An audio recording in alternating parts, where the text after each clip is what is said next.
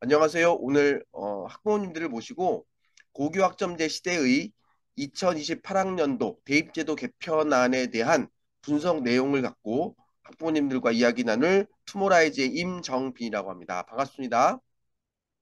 자, 최근에 고교학점제와 관련된 2022 개정교육과정이 발표됐고요. 어, 고등학교에 올라와서 새로운 2022 개정교육과정을 적용받는 우리 아이들이 앞으로 치를 입시, 그러니까 2028학년도 입시 방안에 대해서 최근 10월 10일 날 교육부에서 발표를 진행했습니다. 그런데 지금 발표된 거는 대입제도 개편 방안의 하나의 그 제안 사항이고요. 최종 결정은 국가교육위원회가 국민 여론 수렴을 거친 후에 어, 올해 말에 최종 결정을 내리고 공식적인 발표는 내년 2월에 하는 것이 목표예요. 그래서 그런 일정상에 있는 부분이고 확정안이 아니고 앞으로 좀 수정이 가능한 그런 하나의 제한 사항이다. 이렇게 이해를 하시면 좋을 것 같고요. 그런데 이번에 발표된 내용이 생각보다 그 전에 우리들이 예측하거나 그 전에 고교학점제가 되면 입시가 이렇게 바뀔 겁니다라고 했던 여러 가지 그 제안들과 조금 다른 내용으로 발표가 됐어요. 그래서 이번 정부에서 나온 발표를 기다렸던 많은 사람들이 이게 뭐지? 왜 우리가 기대했던 것과 전혀 다른 방향으로 이런 발표가 나왔지? 이런 것 때문에 좀 혼란스럽습니다. 그런데 오늘 이렇게 설명회를 참여하신 우리 학부모님들께서는 어떤 분은 그간의 사정을 다 아시는 분이 계시고 어떤 분은 그간의 사정을 잘 모르시는 분들도 계시기 때문에 지금까지 왔던 2028학년 대입제도 개편 방안과 관련된 일련의 흐름을 제가 쭉 설명을 드릴 거예요. 그래서 전반적으로 지금 대한민국 교육이 어디로 흘러가고 있고, 그래서 우리는 어떤 교육을 받으려고 했는데, 이번에 나온 대입제도 개편 방안이 어떤 의미가 있고, 그러면 이 이후에는 또 어떻게 바뀔 거냐, 여기에서 대해서도 함께 고민을 좀 해봐야 됩니다. 그래서 이번 교육부 발표 때문에 많은 사람들이 좀 혼란스러웠거든요. 그런 상황에서 이주호 교육부 장관이 모 언론과의 인터뷰에서 이번 2028학년도 대입제도 개편한 이후에 한 2년 또는 3년 지난 이후에 입시제도가 또 한번 바뀔 수 있다. 이런 가능성에 대해서 얘기를 했어요. 근데 그런 가능성이 나올 수 있는 이유는 조금 이따 설명도 드리겠지만 대한민국의 국가교육위원회라고 하는 새로운 조직이 있습니다. 이 국가교육위원회는 작년 7월에 발족이 됐는데요. 정치와 무관하게 교육 전문가들이 대한민국 교육의 10년 계획을 세우고 정권의 바뀜에 상관없이 일관된 교육 정책을 추진하자 그런 목적으로 만들어진 데거든요. 그래서 그 국가교육위원회가 첫 번째 대한민국 국가교육 발전 계획을 내는 시기가 2025년도 3월이에요. 그러니까 지금 2023년이니까 앞으로 2년 뒤에 국가교육위원회가 대한민국 교육발전 계획을 수립해서 발표할 거거든요. 근데 그 안에 어, 교육제도, 교육과정, 입시 제도화 내용, 입시 제도와 관련된 내용도 그 안에 들어가게 돼 있어요. 그래서 국가교육발전계획 속에 입시 제도에 대한 변경안이 들어갈 거기 때문에 어쩔 수 없이 2026년도에 한번 입시제도가 바뀔 수 있다. 그래서 그런 전반적인 흐름 속에서 이번에 교육부에서 발표한 내용이 어떤 의미를 갖고 있는지 우리 학부모님들과 저희 우리 원장님들과 함께 생각을 좀 해보면 이게 이런 상황에서 나온 발표구나 이런 것들을 이해할 수가 있거든요. 그래서 오늘 전반적으로 우리 교육이 어떤 방향으로 나아가는지를 총체적으로 한번 설명을 드리고 그 안에서의 지금 스텝을 우리가 이해하는 그런 기회로 오늘 교육을 활용하시면 좋겠다. 이걸 먼저 말씀드리고 시작하겠습니다. 자, 지금 제가 말씀드렸다시피 대한민국 교육이 지금 큰 변화를 맞이하고 있는데요. 왜 갑자기 이런 변화를 맞이하고 있냐? 그건 전 세계가 지금 큰 변화를 앞두고 있기 때문이에요. 지금 보시는 것처럼 승현준이라고 하는 삼성전자의 새로운 사장님이 계시대요. 근데 이 새로운 사장님이 삼성전자 안에다 외치는 내용이 뭐냐면 퍼스널 컴퓨터가 나오고 세상이 엄청난 변화를 했었고 그 다음에 모두가 스마트폰을 들고 다니면서 세상은 엄청난 변화를 가져왔는데 이제 조만간 퍼스널 AI, 누구나 인공지능을 갖고 다니는 시대가 조만간에 다가온다. 그때 과연 삼성전자는 살아남을 준비를 하고 있는가? 여기에 대해서 우리가 생각하지 않으면 삼성전자도 한 방에 그냥 무너질 수 있다라는 걸 계속 경고하고 있다고 그래요. 자, 실제로 그런 일이 벌어질지 아닐지는 잘 모르겠지만 지금 기술의 변화가 어마어마하게 빠르게 진행되고 있는 건 우리가 알고 있죠. 자, 지금 여기 오른쪽에 보이는 이 앱은 얼마 전에 광고회사 대표님이 저한테 추천해준 앱이에요. 이게 무슨 앱이냐면, 어, 제가 갖고 있는 어떤 상품과 제품의 장점을 이 앱에다가 막 입력을 한 다음에 엔터를 탁 치면 광고에 쓸 메인 카피와 서브 카피를 얘가 대신 만들어주는 앱이에요. 그래서 한번 여쭤봤어요. 요 앱에서 나온 카피의 퀄리티가 어느 정도 돼요? 그랬더니 중급 카피라이터 이상이라는 거예요.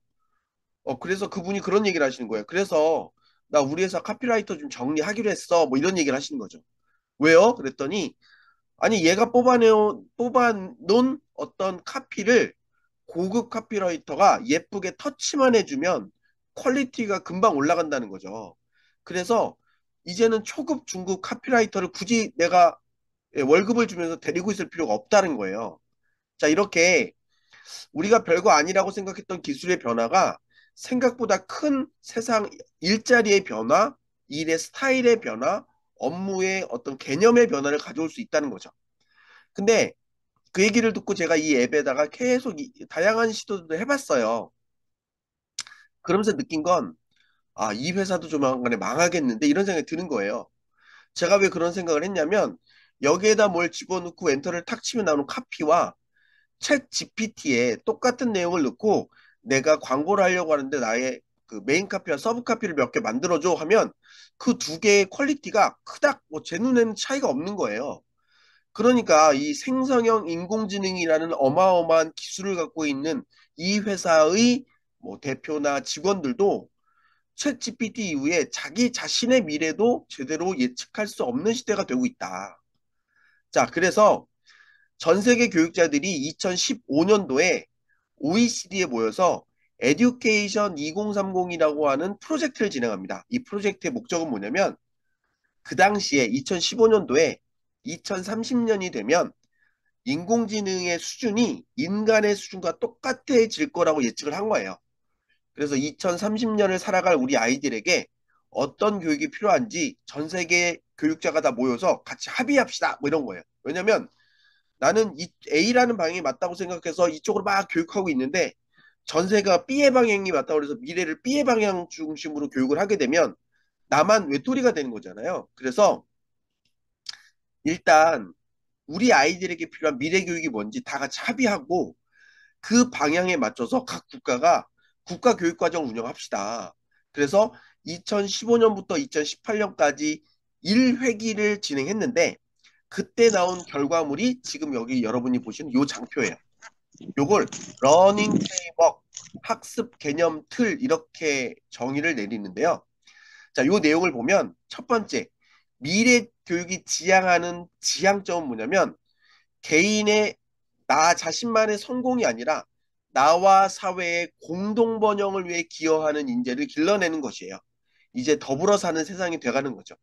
자, 근데 그런 세상을 만들어가기 위해서 그런 교육을 실천하기 위해서 우리가 바라는 학생의 인재상, 인간상, 우리가 바라는 지향점의 이 학생의 모습은 뭐냐면 학생 에이전시의 개념을 갖고 있는 학생들을 길러내는 거예요. 이걸 우리나라 말로 번역하면 자기 주도성을 갖고 있는 인재를 길러내는 것 이렇게 이해하시면 좋아요.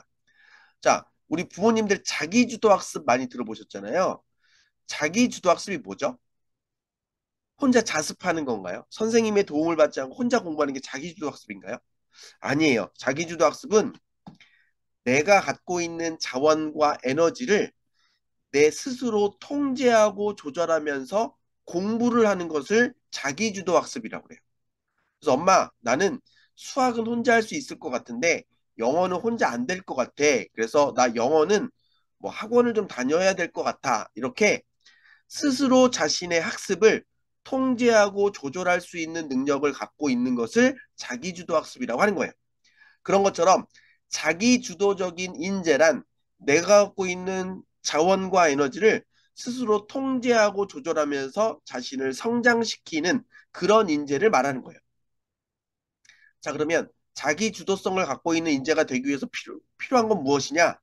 기초적으로 베이스에 깔려 있어야 되는 기능이 있는데 그 중에 첫 번째는 뭐냐면 말과 글로 세상을 이해하고 말과 글로 내 생각을 표현할 수 있는 능력, 문해력. 두 번째는 세상을 숫자로 설명하고 숫자로 이해할 수 있는 수리력. 세 번째는 가치 있는, 가치 없는 데이터에서 정말 가치 있는 인포메이션, 정보를 만들어낼 수 있는 데이터 리터러시. 네 번째는 이제 가치 있는 정보는 텍스트북에 없어요. 이제 가치 있는 정보는 구글과 유튜브에 있단 말이에요. 그래서 디지털화 되어 있는 지식들을 내가 원하는 지식을 찾아낼 수 있고 또 내가 찾은 지식이 참인지 거짓인지 구분할 수 있고 또 내가 원하는 방향 목적에 맞게 그 지식을 활용할 수 있는 디지털 리터러시. 그리고 마지막은 건강, 헬스 리터러시. 이 다섯 가지 기초 기능이 있을 때 우리 아이들은 자기 주도성을 가진 인재로 성장할 준비가 된 거예요. 근데 여기서 중요한 건 뭐냐면 기존의 학교도 기초 기능은 다 가르쳤어요.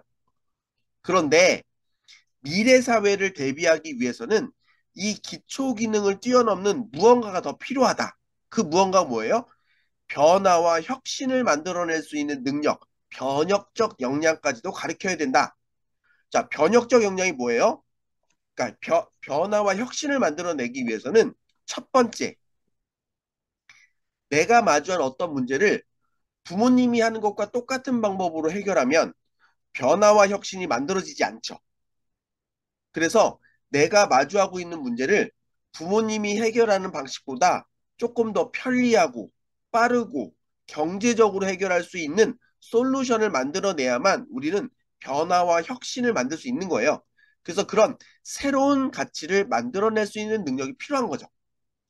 두 번째는 내가 마주한 문제를 엄마 아빠가 해결한 방식이 아니라 조금 더 편리하고 빠르고 효율적으로 해결할 수 있는 솔루션을 적용하려고 하면 기존의 방법에 익숙했던 엄마와 아빠가 자꾸 태클을 걸죠. 야, 그냥 하던 대로 해. 왜 자꾸 귀찮게 해? 뭐 이런 거잖아요. 그래서 그런 갈등과 딜레마를 극복하지 못하면 우리는 변화와 혁신을 만들어낼 수 없어요. 그래서 새로운 가치를 창출하는 능력뿐만 아니라 그런 변화를 적용할 때 나오는 갈등과 딜레마를 지혜롭게 대처할 수 있는 능력도 필요해요. 자, 어떤 문제를 새로운 방법으로 갈등과 딜레마를 대처하고 적용했다고 해서 다 우리가 원하는 결과가 나오는 건 아니잖아요. 그런데 어떤 아이가 성공하면 내 탓이고 실패하면 다 남 탓이에요. 그럼 그 아이가 제대로 성장할 수 있을까요? 아니죠. 그래서 우리 아이들이 자기가 선택한 선택에 따른 결과를 겸허히 자기의 책임으로 인정하고 수용할 수 있는 자세가 되어야 그 다음번의 기회가 주어질 수 있다는 거예요.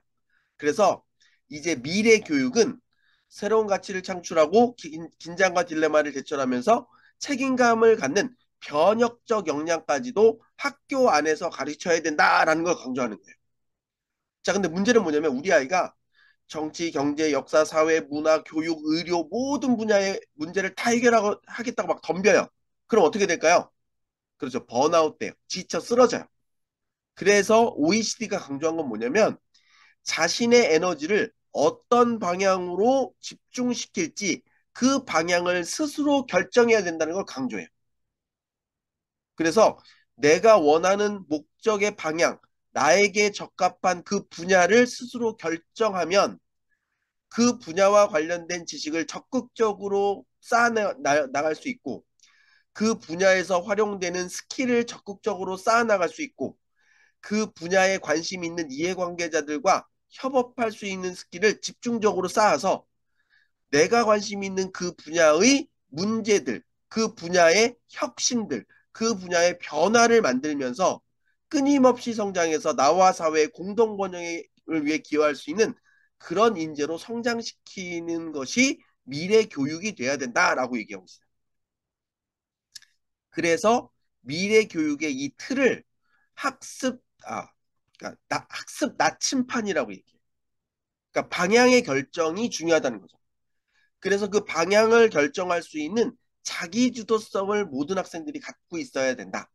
그리고 자신이 선택한 그 방향에서 변화와 혁신을 만들어내는 능력까지도 우리 아이들에게 필요하다. 이걸 강조하는 거예요. 자, 근데 제가 여러분께 이 장표 하나 설명드리는데 거의 10분 이상 썼거든요. 자, 그러다 보니까 모든 사람한테 이 얘기를 이렇게 구구절절하게 얘기할 수 없잖아요. 그래서 이러한 교육을 한마디로 뭐라고 표현했냐면, 과거는 지식 중심의 교육이라면 이제 앞으로의 미래는 역량 중심의 교육으로 바뀌어야 합니다라고 강조하고 있어요. 그래서 우리 아이들이 나에게 주어진 요구, 내가 선택한 목표, 나에게 주어진 과제, 내가 관심 있는 분야의 문제를 해결하기 위해서 내가 갖고 있는 모든 지식과 스킬과 태도와 가치를 동원할 수 있는 능력을 역량이라고 하고, 이러한 역량을 키워줄 수 있는 교육을 전 세계 교육이 다 함께 해야 됩니다를 강조하는 거예요. 자, 그래서 이런 역량이라고 하는 말을 조금 더 간단하게 우리가 잘 알고 있는 내용을 번역하면 결국은 나에게 주어진 문제를 해결할 수 있기 위해서 지식과 기능과 태도와 가치를 동원하는 능력이라고 이렇게 설명할 수도 있잖아요. 그래서 문제 해결 능력이란 표현이 최근에 많이 활용되고 있어요.